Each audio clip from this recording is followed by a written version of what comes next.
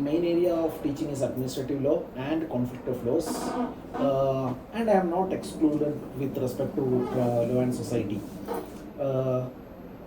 These are the main areas, but I am not limited to teaching any subject because that is the requirement of the institution.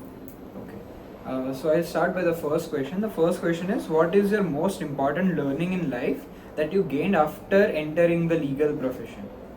Okay, after entering the legal profession, the main thing I learnt is that the legal profession is not cooperative and suggestive to common layman who doesn't have any support from the legal system which they should previously have.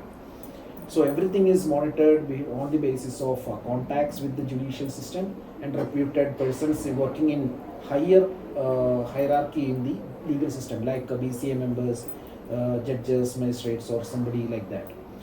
Others who doesn't have any background with respect to this aspect, they struggle a lot in getting their name, even at least as any field, whether it is in employment or as a lawyer, they struggle a lot.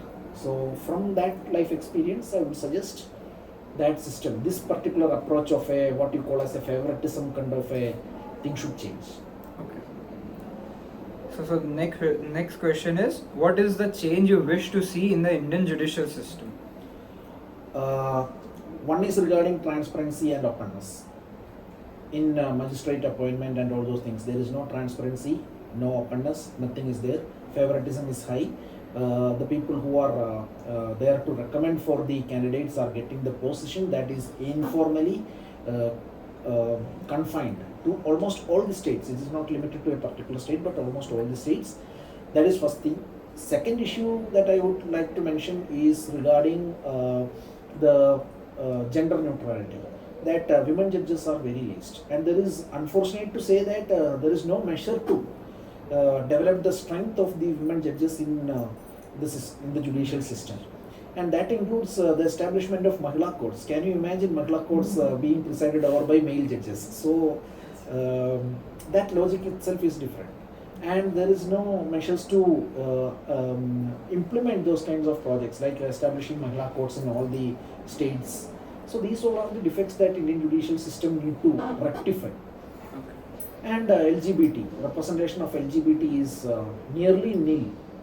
They need to provide with reservations in the institutions first to get over this kind of a absence, I would say, not lack, I would say absence of these kinds of people in the Indian judicial system.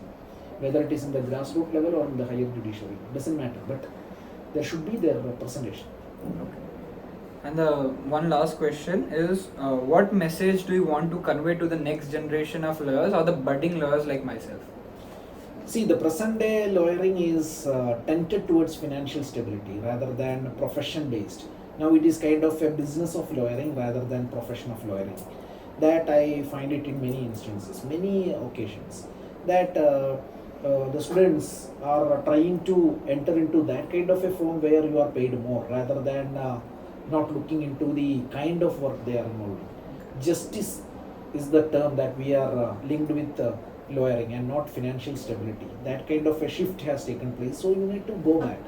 That can be done by only redefining ethical aspects, because BCI members or any person, including the universities, are least bothered about this kind of an aspect, because we are molding ourselves to the present day situation. That is, ethically they have changed their shift from justice providing through a profession to a justice provided in a management kind of a thing. So redefine your ethical aspects, give much more stress to ethical kind of professional conduct. That is mandatory. Even though we are having such kind of measures, they are not implemented properly. Okay. Thank you for your time, sir. Same. Have a good one.